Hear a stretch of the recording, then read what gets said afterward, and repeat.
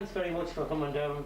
Right. And you're one of the number of people who lived their whole life in this area. You had a large family, I believe, which is, and you're the first to come that we've met that went to Ahalura school. That's right. And that had a change because so far we have been talking to all the people that went to the school down in Carrigan. Yeah. So now, Peter, you remember your first days at school? I do indeed. And who did you travel to school with? With brother Paddy and my sister. You travelled to school with your brother Paddy and your sister. Yeah. What did you think of school when you went there, Lord? Well, I got a bad effect the first day I was at it. And what happened? I was sitting there eating my lunch and then the master and commander had a clock. You know these creeping clocks. Yeah? Put them up the leg of the trousers. It was a good introduction to school. It frightened me anyway. Well, it surely did, you doubt about it. Well, you're at school, who's your teachers? What are their names? Master Hardy, Joe Hardy and Mary Riley. Master Hardy will be Tom Hardy's father, that played for Carrigan in the 50s. And Mary Riley, she was from over at Mullaboy. Mary Riley from Mullaboy. And how many within your own family? How many brothers and sisters did you have, Peter? 2 brothers and 7 sisters. Could you be able to name the whole thing first? Well, Captain was eldest, Paddy next, Molly, Brady, myself, Maggie, Eileen, Anthony, Vera and Phyllis. Are all of them alive? No, there's 3 of them dead. 3 of them dead. Anthony, Molly and Eileen. Well, that's too bad. One of them died very young, I believe. Anthony, he was 22. 22. What was it happened to him? Meningitis. Very serious, and still a very serious complaint indeed, with the big flight. We'll get back now. We have father and mother's names. Patrick Smith and Bridget Harton. Where was Bridget Harton? What town land is it? Carn over From Mullaboy. Mullaboy. It wasn't too far, just next parish. Yeah.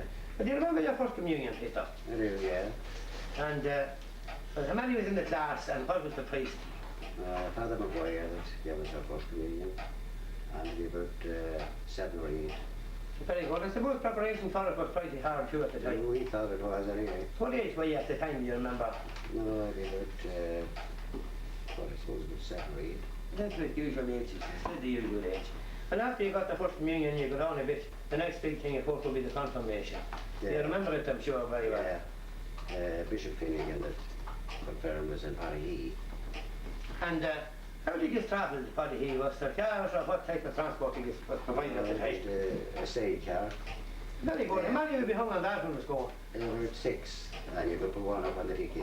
And I'm sure there was enough defended around from roughness as the time go down. Yeah. Well now, when the confirmation was over, did you head for the Kilmore or the Steve Ross? No, headed for home. Headed for home. There was no big celebrations at the time. No.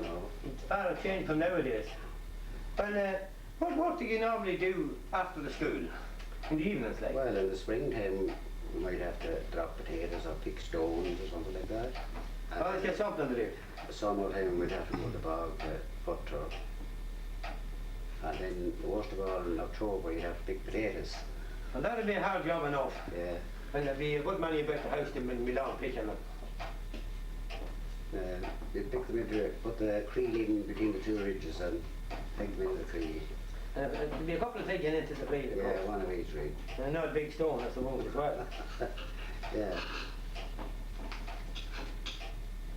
Well, when the school days was over, then you were the farmer.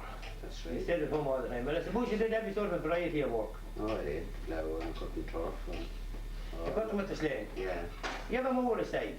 I did, yeah. Did you ever see any mowing done with a hook? I did it myself. Good man, at those. Yeah. Could you explain to us now in your own words how you cut boats with a hook? Well, you reach in with your left hand if you're right hand with the hook, and you catch it. Bunches of the oats like that, and you cut it like that and leave it down. How many hands does it make you shave? About 6, I'd say. And it would be slow work. Oh, shit, was slow. And if both were out to be lying, it'd be a great way. You'd have them with a side line. But then I'm sure when the horses came in then, it must have been a wonderful boom for to see the horses going round cutting those. Oh, it was, surely. But the threshers were the worst one, though. You get a rub at the threshing all right, wouldn't do you any harm. And then, the throat was cut and all this sort of thing was done. What was the the best type of sport you enjoyed mostly? What was the Football, football? pitching and tossing at the crosses That on was Sunday. that would be the recreation. Peg and skittles. What about the dances? How did they go?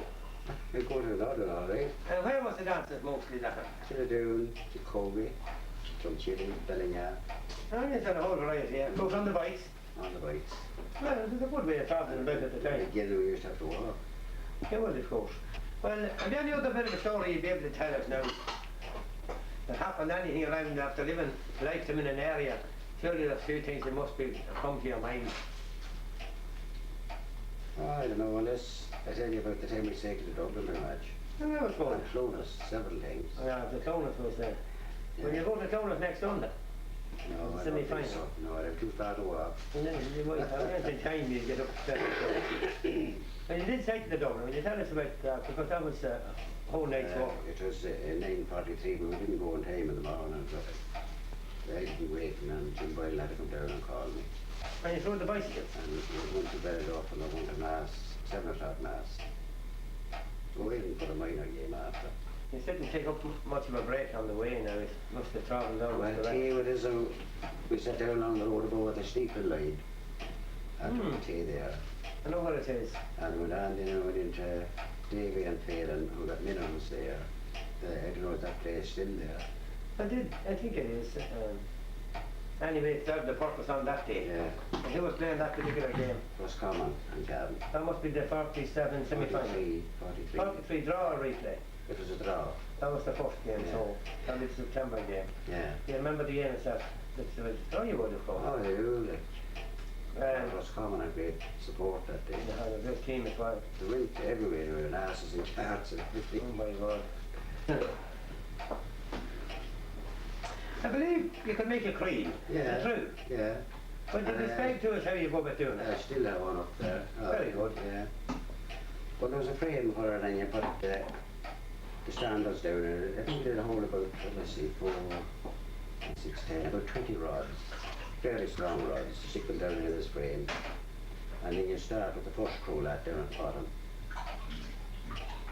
Yeah? And you work on them rods and you get them all into place and then you start another crawlat further.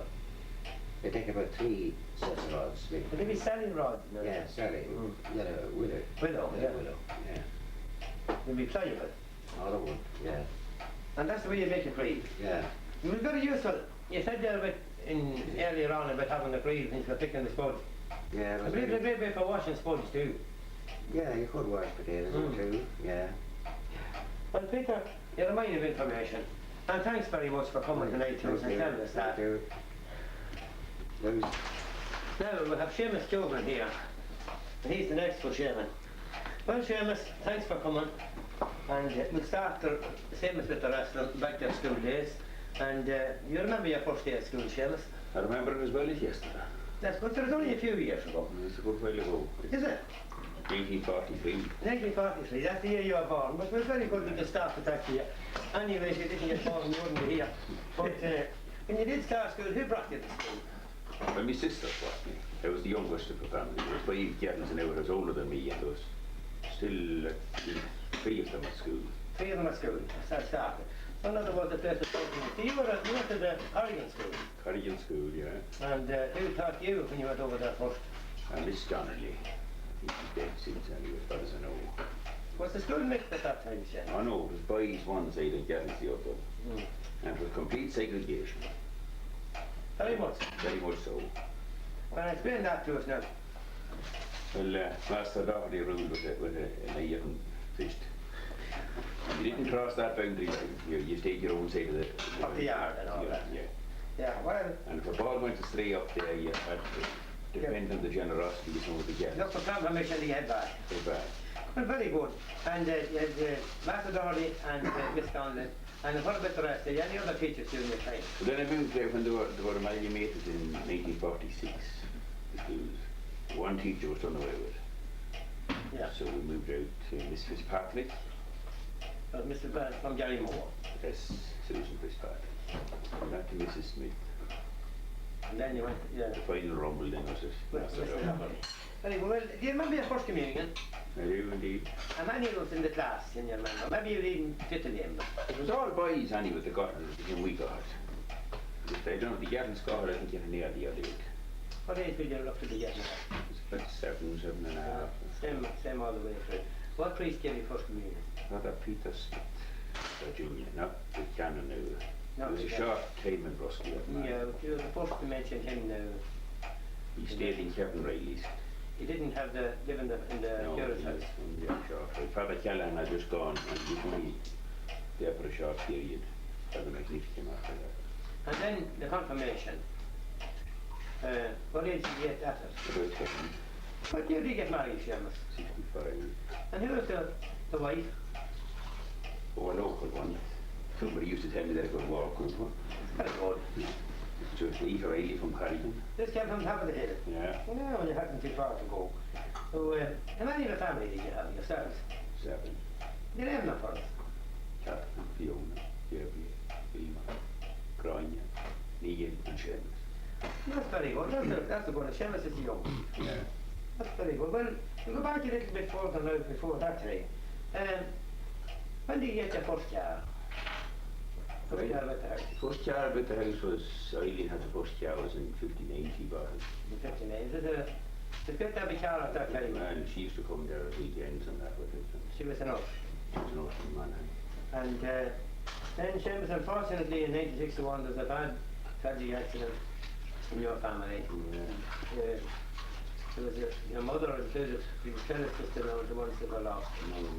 Maureen, we Mrs. Hayland, that would be sure everyone knows the Haylands down there very well.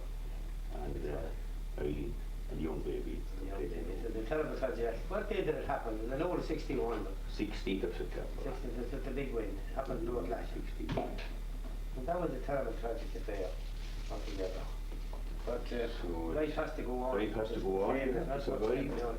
You have to survive. So there's great sympathy for the family and all at that time from all around. Yeah, it was, and a lot of people If you didn't even know. didn't know one addresses that you would never get tell it.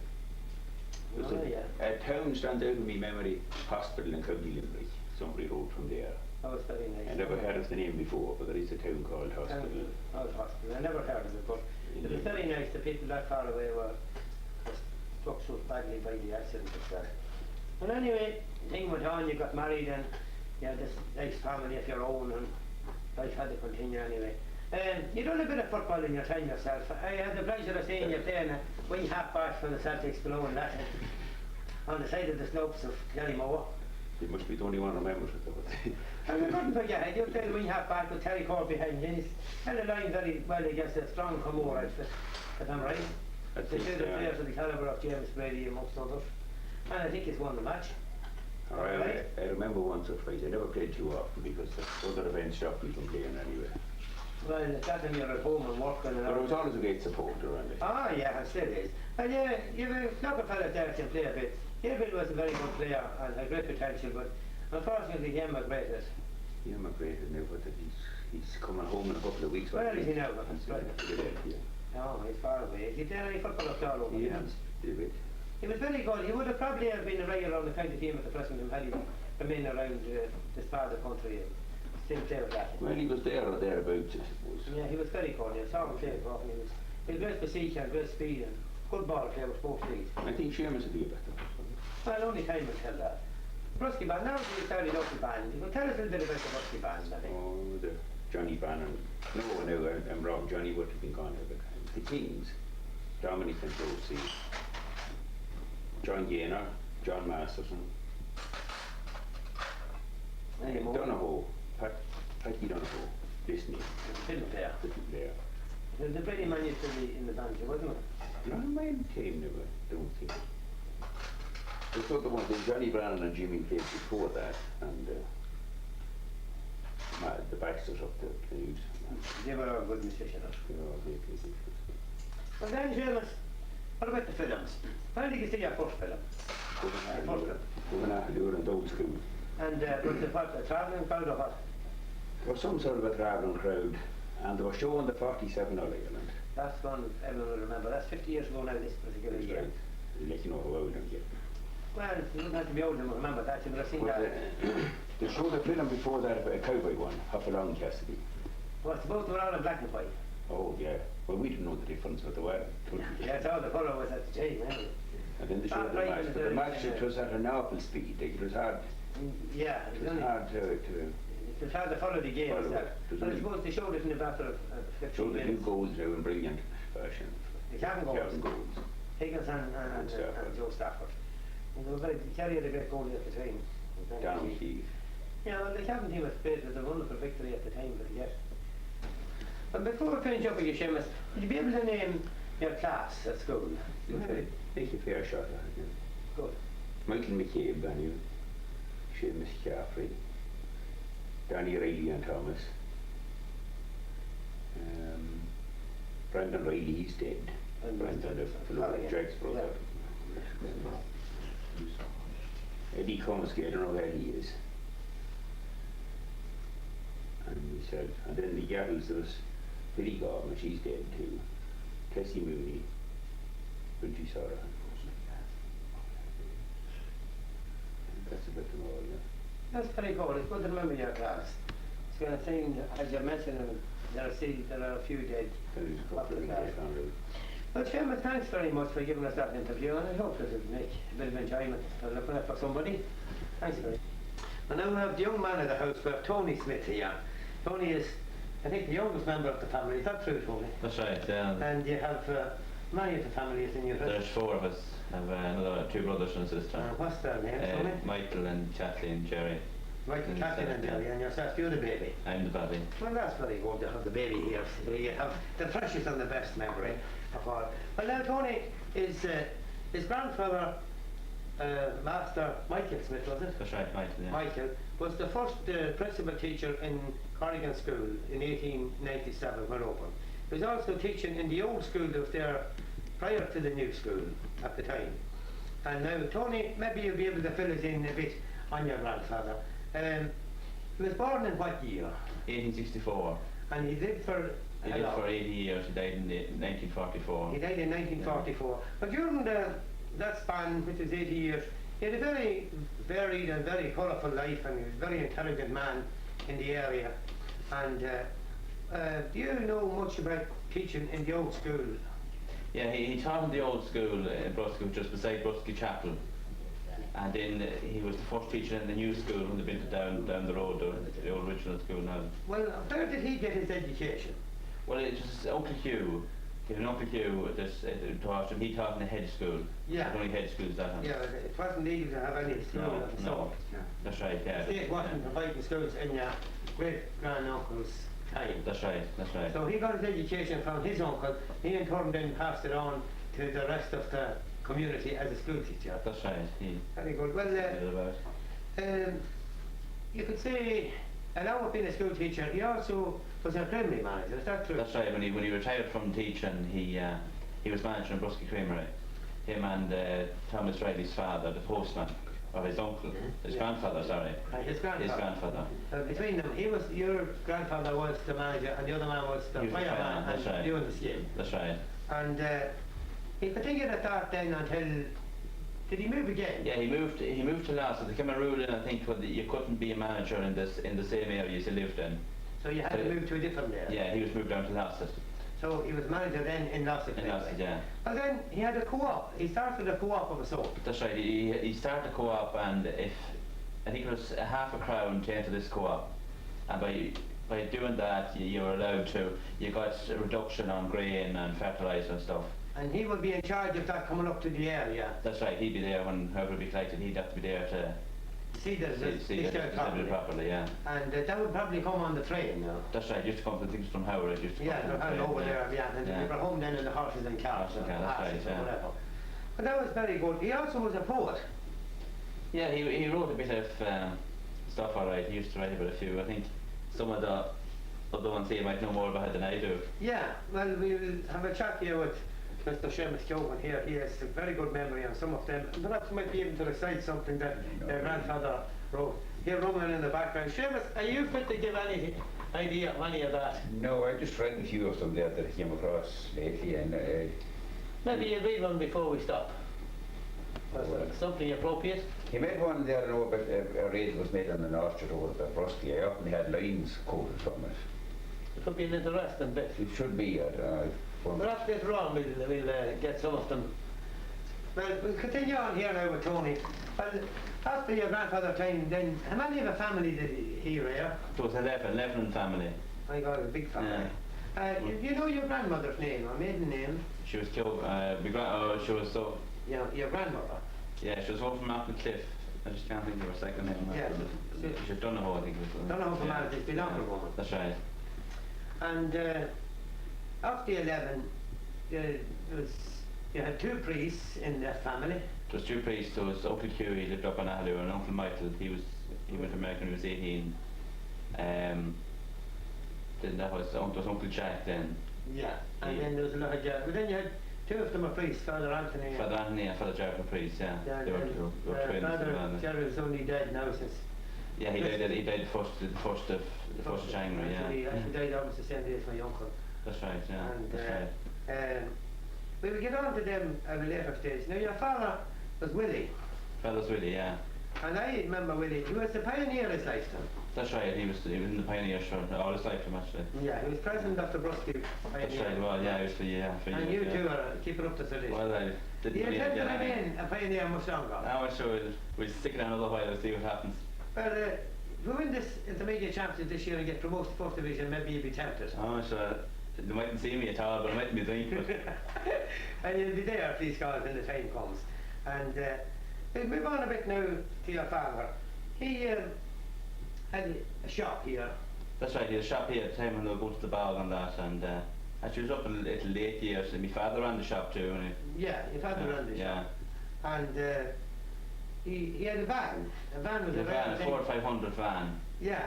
It was a sort of, there wasn't to ride them around at the time. There wasn't, it bring people everywhere. That's right, yeah. And it's very handy then for bringing out stuff from, you say, from The the shop, that's right, co-ops or yeah. whatever. And grain and stuff like that, he used to store out here as well, yeah. He sold a lot of stuff in the shop. That's right, yeah, yeah. And you don't remember the shop, do you? No, the shop came before my time. Yeah, and it closed before your time. They must have thought I was fond of sweets and something, so they closed it up. They closed it up altogether. And that was good enough, as long as you know all about what went on in the family tradition anyway. But now, I think we'll go over to Seamus here, and maybe he'll be able to tell us something more about Father Jarrett and some of the jobs he owned during the course of his time at home. We will go back to Tony again, and he will fill us in on where they served as priests, both Father Jarrett and Father Anthony. And Seamus, you were telling us thinking something about Father Jarrett running a race course. Would you tell us something in on that? A mechanical hair race. And will you explain that for the benefit of the people that's going to look at this? Well, he made up this frame of an old bicycle. He bolted it onto a wooden frame, and he built something onto the wheel of it to make it bigger, to hold rope enough, we say. Yeah. And he tied a stuffed hair onto it, and he stretched it out as far as the distance would be wanted. And then somebody would spin the wheel of the bicycle. And then It'd put it back in. And they'd let go of the dogs then, or whatever. Greyhounds were. Yeah, greyhounds. But they only run at what they see, they don't go and sell. No, that's all. They ran after that. But how then did they manage to hide the hair when they'd be coming back in? That's what they're calling an escape.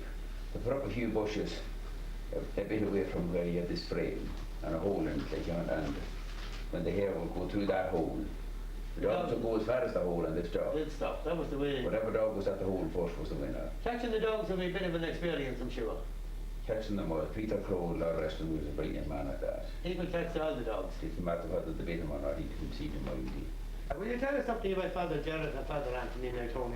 Where did Father Anthony serve most of his priestly life? After he was ordained, he spent most of his time in Leeds actually, but he was over in Den for a while as well, the parish of Den. In Leeds he was down in Manor Hamilton for a good few years, and Balladera and Rossend for down that way.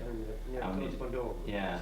And then he came back up in 75, he came back up to Kilmore, Ballinyan. He was in Drumcore. That's right, in Drumcore, yeah, from 75 until now he retired. That's right. And what about Father Jarrett then?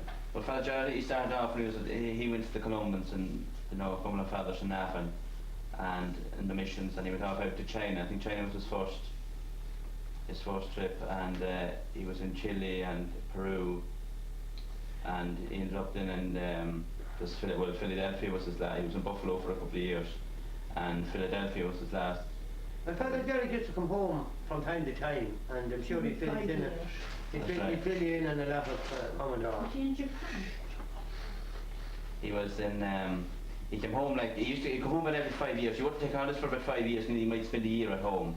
And during the time he was home, he made a very interesting film called The Beautiful Ireland, was it? Yeah, The Quiet Land of Erin. Quiet Land. That's right. He was around, yeah, it's for the Columban Fathers.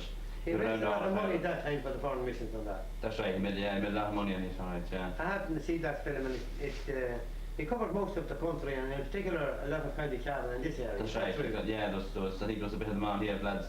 Seamus Dale was on it too, cutting turf and. The local fellas, yeah. Just a bit on that, alright. Yeah, and that was anything. Where were they ordained? Where did they go to college? Well, Father Andy went to college. He was in went to Paris. Actually, he was the last priest to be ordained from Diocese of Kilmore in Paris. Father Jarrett was ordained in. That's right, yeah. No, and then there were great footballers in that time, both. There were, Lord. And Huey played football. Oh, Huey, yeah, he was involved in a lot of the football. And your father was the manager of the Bruskey team, the famous Bruskey. That's right. He spent a good few years, I think. He did indeed, surely. I remember plenty about him. And Tony's going to read a poem that was composed by his uncle, Father Gerald Smith. And this is during his time on the foreign missions in one or other part of the United States of America. So Tony will read this. It's all about the local people around the area, here around Bruckles and the surrounding townlands. So Tony, over to you. Yeah, it's called For the River, where the Curragh River Flows. It's about all the people around. Father Jarrett wrote it when he was, it's about people he remembers from that. So here it goes anyway. My mind goes back to childhood where the Curragh water flow, to see again the friends I knew so many years ago. Their lives went by unnoticed, without publicity or fame, and they left behind a memory for more prize than fame. Mick Brannan was a man I knew. He died in 41. They called him the Sovereign, and his memory lingers on. He often tangled with the law, but the law he did despise. He beat up many a peeler and bullies twice his size. Joe Pollock was a drinking man, but he is dead and gone. No man could lower a pint like Joe in Daly's pub and lan. Each Sunday night he made his way to village or to town. He always kept his spirits up by drinking porter down. Ned Brannan too was passed away, no more he lift the latch of all the houses round about, or coat their roofs with thatch. His brother John, we miss him, a peculiar player of fame. No man could prove his equal, all Ireland knew his name. Carrigan too was passed away, a footballer so keen. The goal he always guarded well when on the Bruskey team. Packy Riley was a fiddler great, but his tongue was often sharp. I hope he is in heaven now and playing on the harp. Packy Riley, known as Fatching, has a house on top of the hill. He was as strong as any two, his shoes no one could fill. His deeds are often talked about, it is truly can be said, no man could do the work he did with sling or scythe or spade.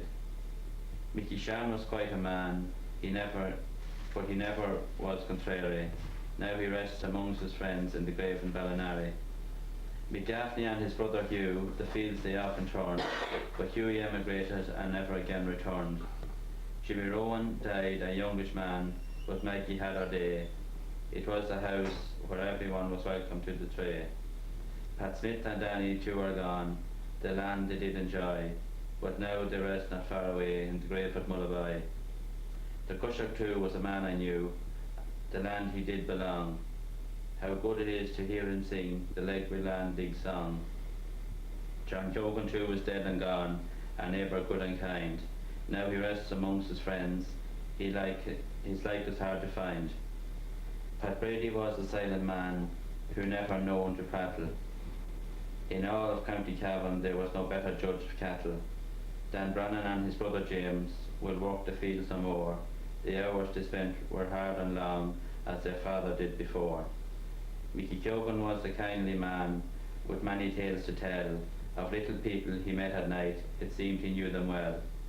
He had a brother Johnny, who drink could not prostrate, when past the age of 50, he could jump a 50-foot gate, a 5-foot gate.